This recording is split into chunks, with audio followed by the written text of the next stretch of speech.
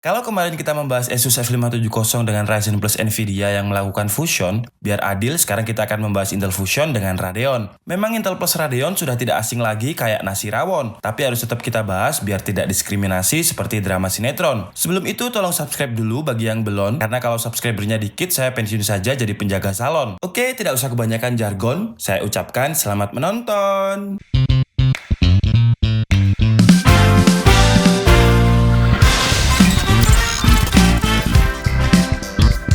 Hai guys, Handika di sini dan di video kali ini kita akan membahas sebuah laptop yang menggunakan prosesor Intel Core i5-8250U tapi VGA-nya menggunakan Radeon. Kalau Intel plus Radeon sebenarnya sudah banyak banget beredar dari dulu, tapi tidak se-hype Asus F570 yang menggunakan Ryzen plus Nvidia. Dan laptop yang akan kita bahas sekarang adalah Lenovo 33014 IKB yang memiliki 3 varian warna, yaitu Grey, Denim Blue, dan Tosca. Tapi sebelum kita masuk ke pembahasannya, seperti biasa support channel DKID dengan cara like dan share video ini ke teman-teman dan sosial media kalian. Dan yang terpenting subscribe atau berlangganan di channel DKID, serta tekan tombol notifikasinya agar kalian bisa komen pertama kalau kita upload video baru. Dengan mensubscribe channel DKID, kalian juga bisa berkesempatan memenangkan giveaway menarik setiap minggunya. Dan hari ini adalah hari Sabtu. Hari Sabtu adalah waktunya kita mengumumkan pemenang giveaway minggu kemarin. Untuk pengumumannya ada di akhir video, tapi saya minta tolong jangan di skip, supaya kalian juga bisa mendapatkan ilmu dan informasi yang bermanfaat dari video kita kali ini. Oke, sekarang kita bahas laptop Intel plus Radeon ini.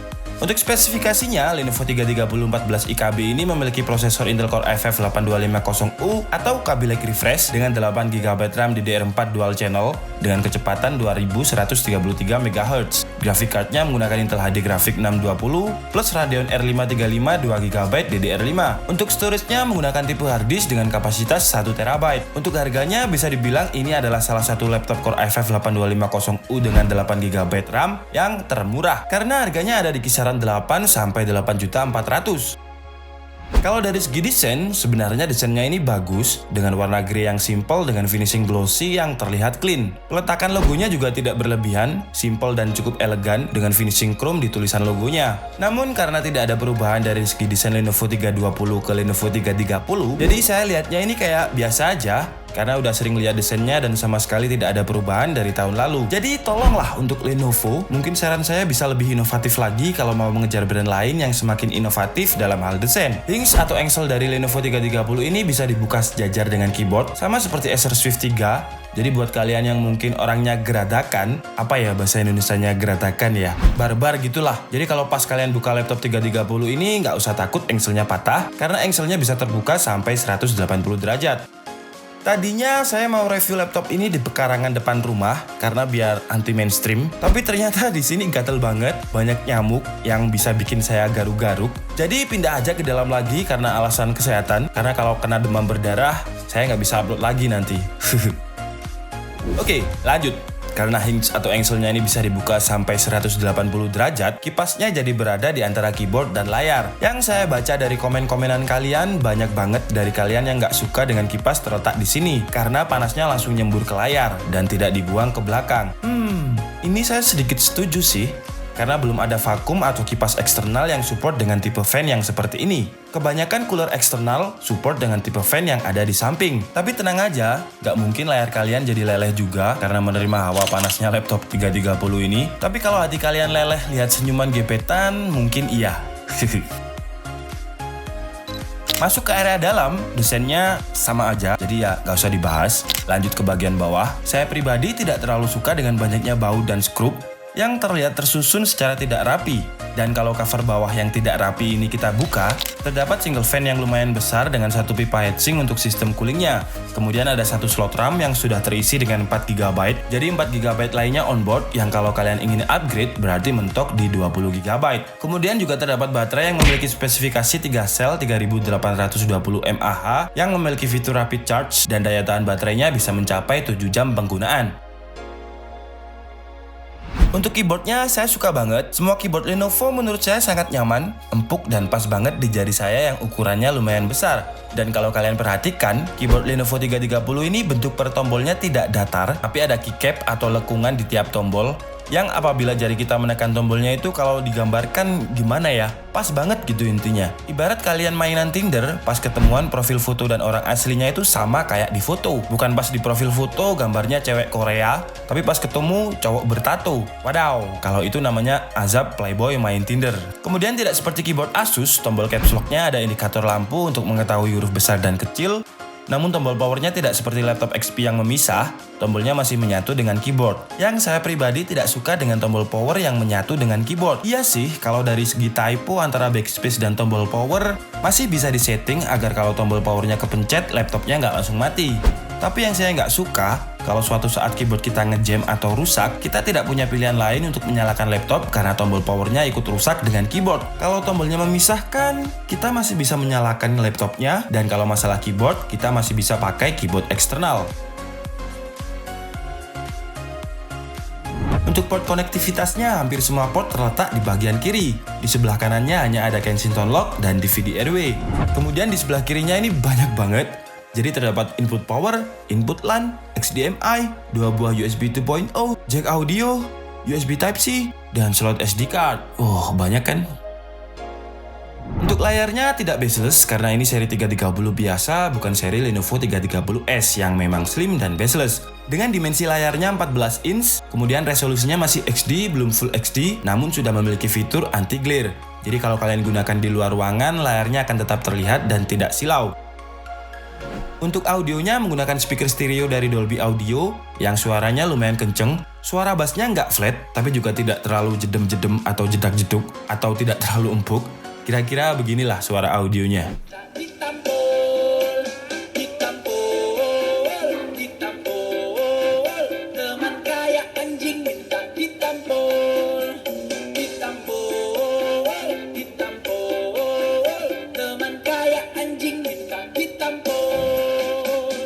Oke, sekarang waktunya kita tes performa dari Lenovo 330 14 IKB ini. Pertama, seperti biasa, kita akan mengetesnya menggunakan Cinebench R15 dan memonitoring suhu GPU dan CPU-nya. Untuk GPU benchmark dari Radeon R535 milik Lenovo 330 ini, kita mendapatkan skor sekitar 44,24 FPS dan suhunya stabil di angka 70-an derajat Celcius.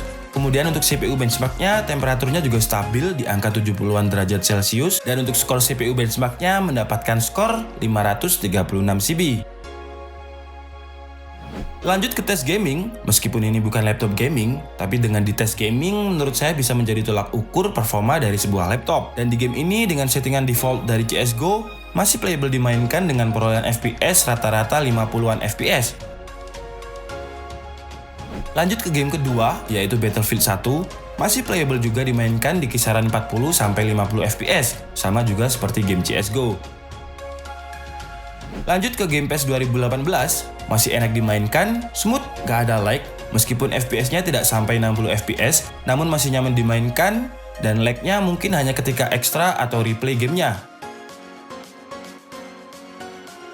Lanjut ke game wajib review di KID, yaitu PUBG. Di game ini kita pakai settingan rata kiri saja, karena buat rata kanan sepertinya nggak akan kuat laptop ini. Dan untuk settingan rata kiri, game PUBG ini masih playable dimainkan di angka 30-an FPS. Oke guys, cukup sekian video kita kali ini, dan kesimpulan Lenovo 330 14 IKB versi DKID adalah dengan harga kisaran 8 juta, kalian sudah bisa mendapatkan laptop Core i5 Kaby Lake Refresh dengan 8GB RAM yang sudah bisa kalian gunakan hampir semuanya, entah itu gaming, entertainment, ataupun editing. Kelebihan laptop ini pertama adalah keyboardnya yang memang nyaman banget, kemudian suhu temperaturnya sangat stabil, meskipun digunakan untuk multitasking dan processing yang cukup berat. Desainnya juga masih slim, tapi tetap meninggalkan DVD Airway. Bagi kalian yang mungkin masih sering ngebajak lagu atau ngerental game yang masih berbentuk CD, slot DVD Airway ini akan sangat berguna banget. Untuk kekurangannya ya desainnya ini loh. Sebenarnya bagus, cuman nggak ganti-ganti semenjak Lenovo 320. Jadi desainnya ini emang agak bikin sedikit bosen. Kalau kekurangan lain, laptop ini belum ada SSD dan tidak ada slot untuk menambah SSD. Tapi kalian bisa mengakalinya menggunakan SSD berbentuk SATA dengan mengorbankan slot DVD Airway-nya. Kemudian kekurangan lainnya, layarnya masih belum Full HD meskipun sudah menggunakan teknologi anti-glare. Tapi dengan budget sekitar 8 juta, saya rasa laptop ini layak untuk kalian pertimbangkan. Karena di brand lain untuk laptop Core i5 8250U dengan 8GB RAM, harganya masih kisaran 9 jutaan. Jadi laptop ini bisa menjadi pilihan buat kalian yang mungkin budgetnya kurang. Sebelum kita akhiri videonya, mari kita cari pemenang untuk giveaway mingguan yang berupa Windows 10 Pro Original. Video Sabtu kemarin yang ikutan alhamdulillah lumayan banyak, sekitar 600-an komen. Dan langsung saja kita cari pemenangnya melalui comment picker. Dan pemenang untuk video minggu ini adalah Muhammad Ilyas. Kita cek dulu apakah sudah subscribe channel DKID. Ya, belum. Atau di hide ya. Buat kalian yang ikutan giveaway, subscription-nya jangan di hide, karena nanti akan kita verifikasi apakah kalian sudah subscribe channel DKID atau belum. Langsung saja kita cari pemenang lain, dan pemenangnya adalah Zuf. Langsung saja kita cek apakah sudah subscribe.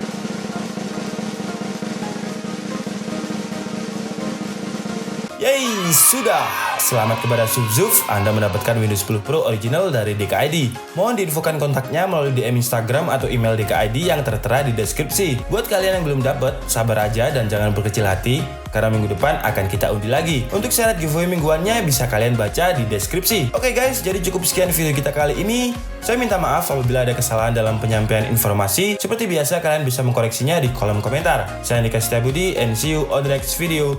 Bye-bye!